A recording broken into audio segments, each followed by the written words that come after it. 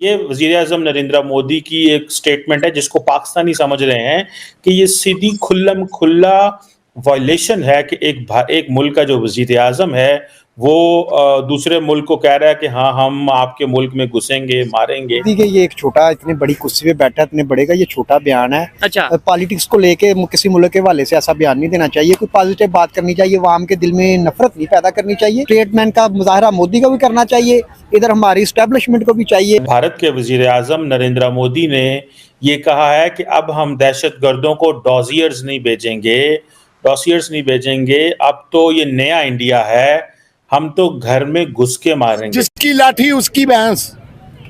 यकीन करे, ये हमें यकीन ही नहीं है कि हम पाकिस्तान में रह रहे हैं। अब क्यों है खौफ, उसकी वजूहात क्या हो सकती हैं? नरेंद्र मोदी क्या बनने जा रहे हैं? उम्मीद है बेहतरी की?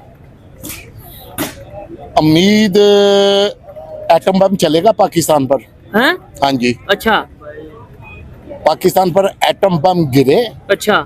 अपना ही बनाया हुआ सलामी एटम बम फट जाए, मेरी दुआ है। ओ अंकल जी ना मेरी करें, दुआ है, मैं आपको सही कह रहा हूँ। जितना मेरा दिल दुखी है, नहीं, ये इस तो पाकिस्तान के लिए बड़ा खून बहा हुआ है भाई। वो ठीक है, तो आप तो पाकिस्तान को ही खत्म करने की बात कर रहे हैं कि एटम बम। कौन सा पाकिस्तान? अब वो पाकिस्तान गुम हो गया है। नरेंद्र मोदी की जो एक सोच है पाकिस्तान के खिलाफ वो बहुत ही नफरत अंगेज है, वो बहुत ही शिद्दत पसंदी वाली है। साथ वाले को देखना तो चाहिए ना कि वो कैसे आगे जा रहे हैं।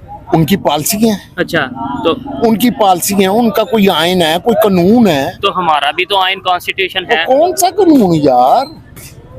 कायदे आजम ने जो आइन बनाया उसकी धज्जियां उड़ा दी गई हैं। अच्छा, पाकिस्तान में इस वक्त कोई आइन नहीं है। पाकिस्तान का आइन उड़ चुका है। अच्छा, तो उड़ाने वाले कौन है?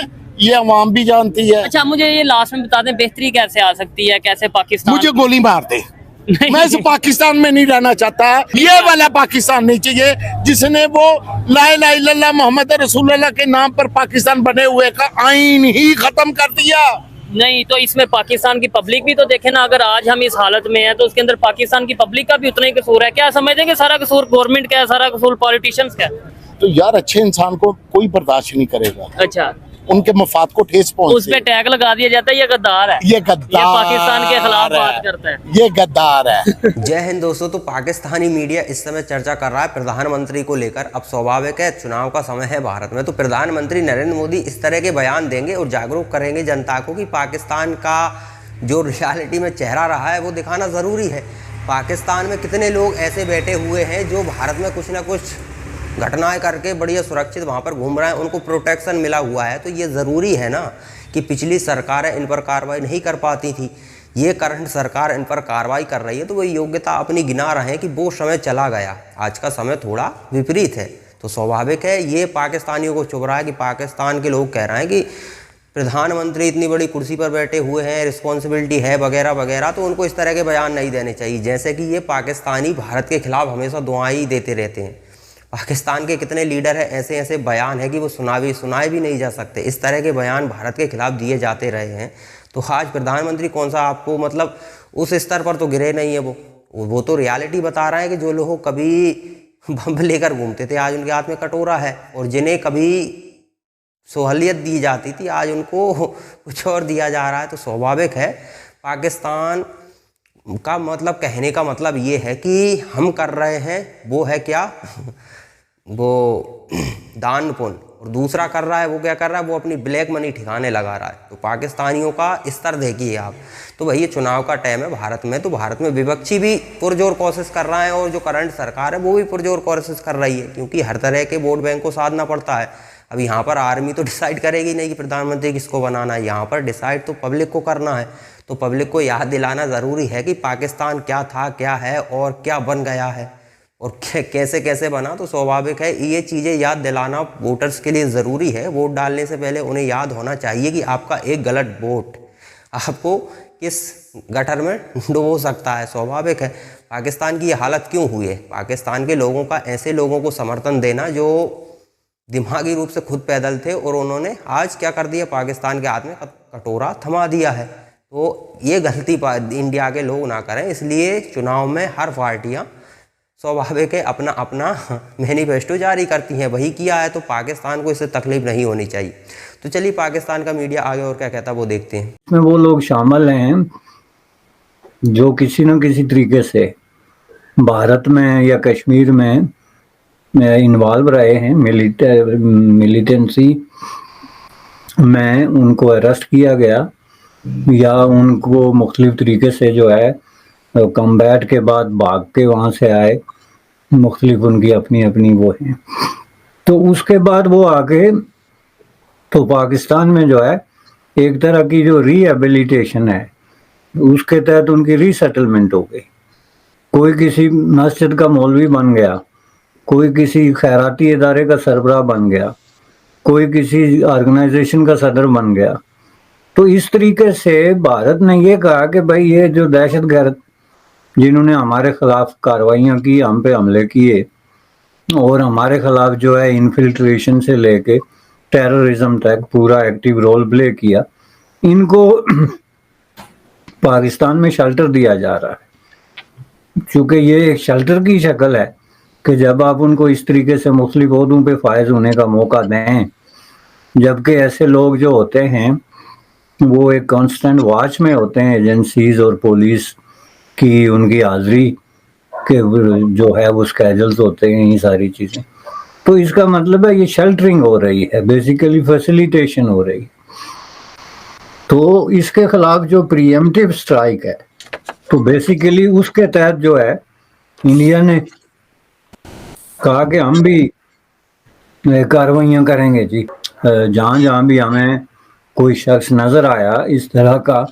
अब उसके तहत वहाँ पे जो है वो 12-13 लोग ऑलरेडी मारे गए हैं, जिस पे हुकूमत पाकिस्तान एस्टेब्लिशमेंट की तरफ से कतन कोई स्टेटमेंट नहीं आई, ना ये एक्नॉलेज किया गया कि वो मारे गए, ना ये कहा गया कि वो भारत ने मारे, और ना उस पे कोई क्लैरिफिकेशन आई कि हमारा उस पर स्टैंड क्या है।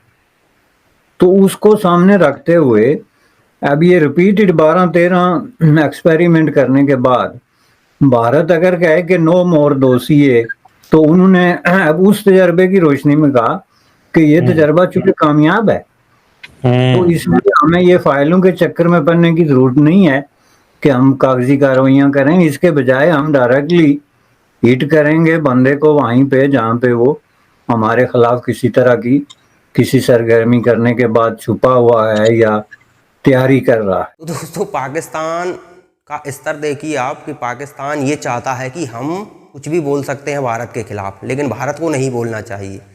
क्यों नहीं बोलना चाहिए? भारत क्यों नहीं बोलेगा? भारत क्या कोई भी देश बोलेगा। अब आप स्वाभाविक है भारत के खिलाफ षड्यंत्र करोगे या किसी भी देश के खिलाफ आप षड्यंत्र करते हो तो जवाब मिलेगा, ये स्वाभाविक है। देखिए आपके देश में इस समय अब फवाद चौधरी जो पाकिस्तान का पूर्व मिनिस्टर रहा है वो क्यों कह रहा है राहुल ऑन फायर? वो क्यों चाहता है कि राहुल गांधी प्रधानमंत्री बने?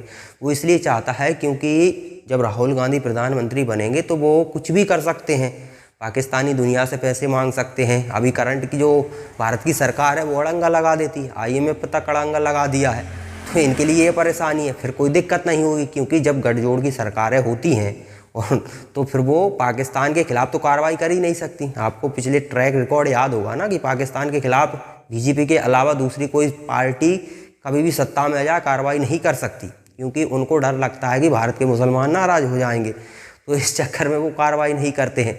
ये बात पाकिस्तानियों को अच्छी तरह से पता है। फिर वो बम ब्लास्ट भी करवाएंगे भारत में तो उन पर आँच भी नहीं आएगी, ये वो जानते हैं। और इसीलिए वो चाहते हैं कि वही गठजोड़ की सरकार दोबारा बने। जो प्रधानमंत्री पहले थे मनमोहन सिंह, जो कि रिमोट कंट्रोल की सरकार है, स्पष्ट तौर पर इसे मैं किसी में लाग लपेट होना नहीं चाहिए, वो था, रियलिटी है, वो मैं बता रहा हूँ। तो प्रधानमंत्री अब कौन बनेगा? अब कांग्रेस की सरकार पूर्ण बहुमत से आ ही नहीं सकती, क्योंकि 272 सीटें चाहिए होंगी पूर्ण बहुमत के लिए तो। लेकिन कांग्रेस पार्टी 272 सीटों पर चुनाव ही नहीं लड़ रही है। तो आप अंदाज़ा लगाइए कि चुनाव 272 सीटों से कम पे लड़ रही है तो जीतेगी कितनी? अब ऐसा तो है नहीं कोई 272 पे लड़े और 272 ही जीत जाए, तो ऐसा संभव नहीं है। तो टारगेट तो वही गठजोड़ की सरकार का है, तो इसीलिए चाहते हैं कि मोदी हटे और इस तरह की सरकार बने ताकि हम फिर से अपना फंड उठा सकें। लेकिन ये शायद मुझे नहीं लगता कि संभव है, और प्रधानमंत्री नरेंद्र मोदी का ट्रैक रिकॉर्ड है, अभी तक कोई चुनाव नहीं आ रहे हैं, तो ये आने वाला 2024 का चुनाव भी क्लियर है।